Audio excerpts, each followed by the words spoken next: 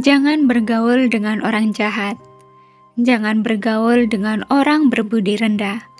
Tetapi bergaulah dengan orang yang berbudi luhur. Dhammapada ayat 78.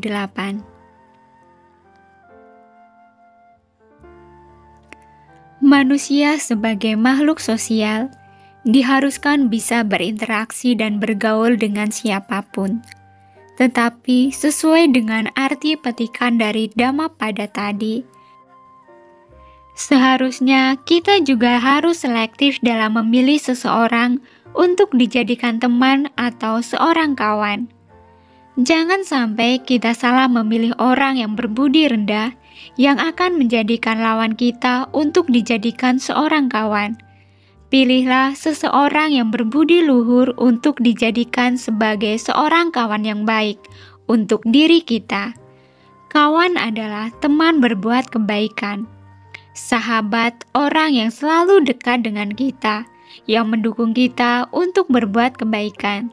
Sedangkan lawan adalah musuh, orang yang tidak menyukai kita. Di dalam Siggalowada Sutta disebut dengan sahabat sejati dan sahabat palsu. Karena manusia mempunyai sifat atau watak yang beragam, maka sungguh sulit untuk membedakan antara kawan dan lawan.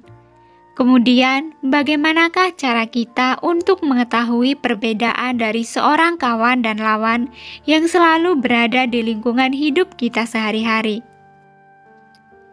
Di dalam Mita-Mita Jataka, Sang Buddha telah menjelaskan secara rinci untuk mengetahui perbedaan antara kawan dan lawan.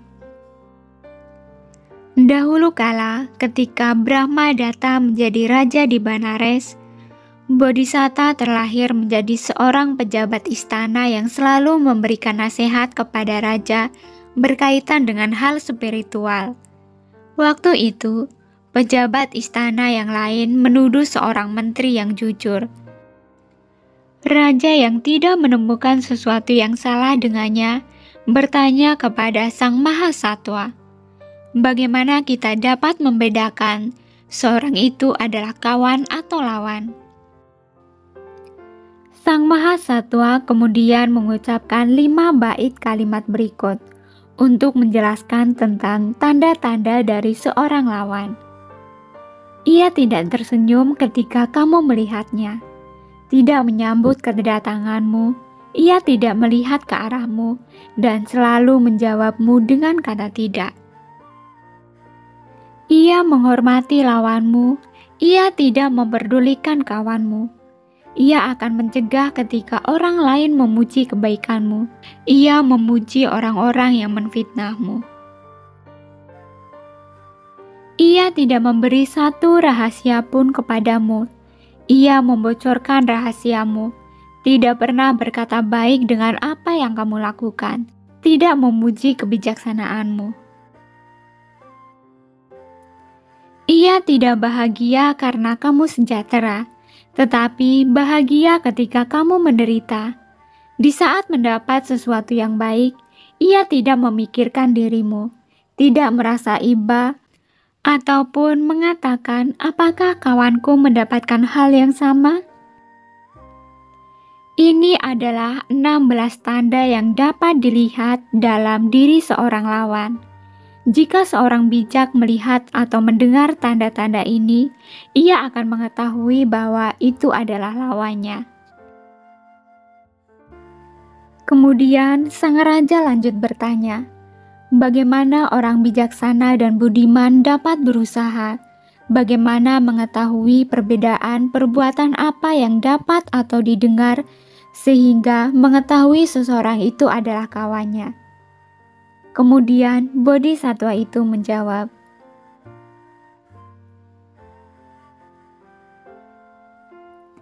ia mengingat ketika pergi, ia berbahagia ketika kembali. Kemudian dalam puncak kebahagiaannya, ia akan menyapamu dengan suaranya. Ia tidak pernah menghormati lawanmu. Ia suka melayani kawanmu. Ia akan mencegah ketika orang lain menfitnahmu.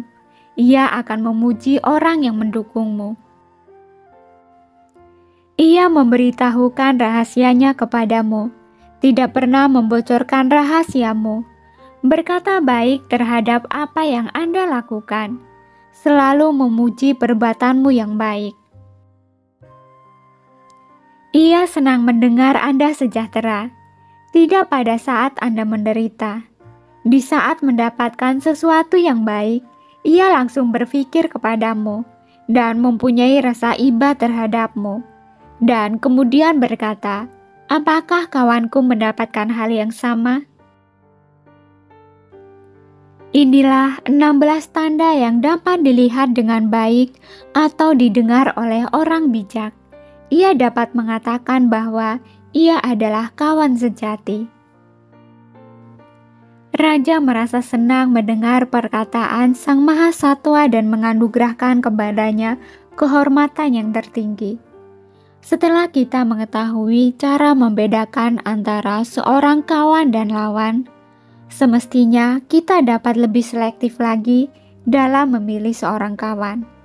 Akan tetapi, setelah kita mengetahui bahwa seseorang itu adalah lawan kita, akan lebih baik lagi apabila kita jangan sampai menjauhinya atau membencinya.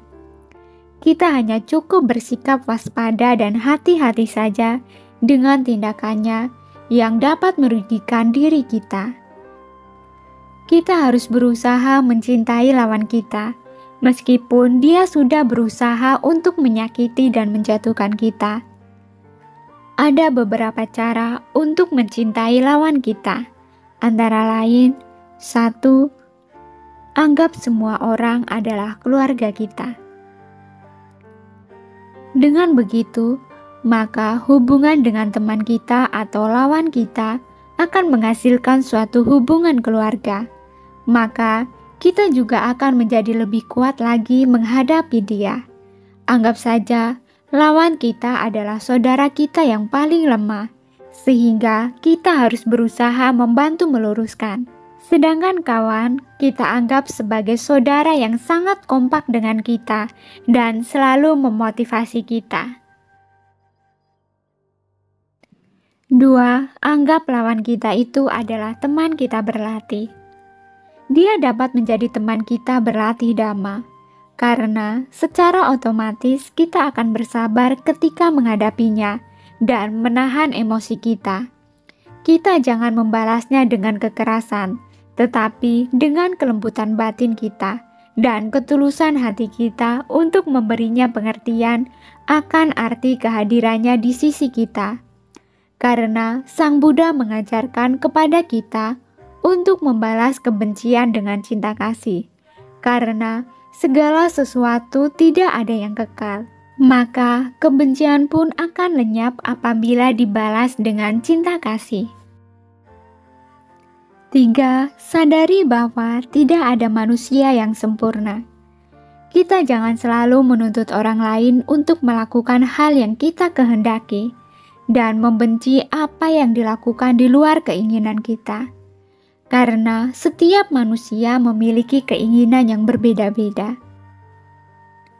Sadarkah kita bahwa biasanya kita menjadi musuh dengan orang lain karena ego kita masing-masing?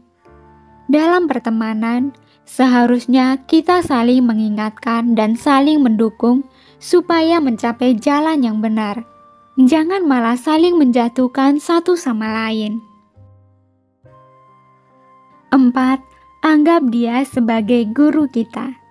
Sadarkah kita bahwa secara tidak langsung dia mengajarkan kita untuk bersabar dan selalu introspeksi diri, karena kita akan menjadi belajar melihat ke dalam diri kita, kenapa hal tersebut bisa terjadi.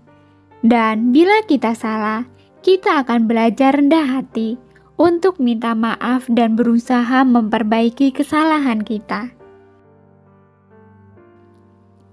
Buddha mengajarkan cinta kasih kepada semua makhluk.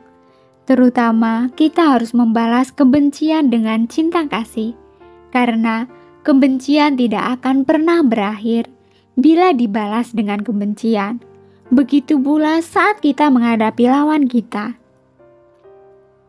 kita harus selalu memancarkan cinta kasih kepadanya, supaya dia menjadi sadar akan karma buruk yang sedang dia lakukan. Sebagai makhluk sosial, hendaknya kita saling mendukung dan mencintai satu sama lain. Jangan kita saling membenci dan menjatuhkan teman kita hanya demi nama baik dan keuntungan duniawi. Karena nama baik dan keuntungan duniawi itu juga tidak kekal adanya. Semuanya akan berubah seiring dengan berjalannya waktu. Oleh karena itu, marilah kita saling mencintai sesama dan saling mendukung satu sama lain. Terima kasih sudah menonton, semoga bermanfaat dan semoga Anda berbahagia.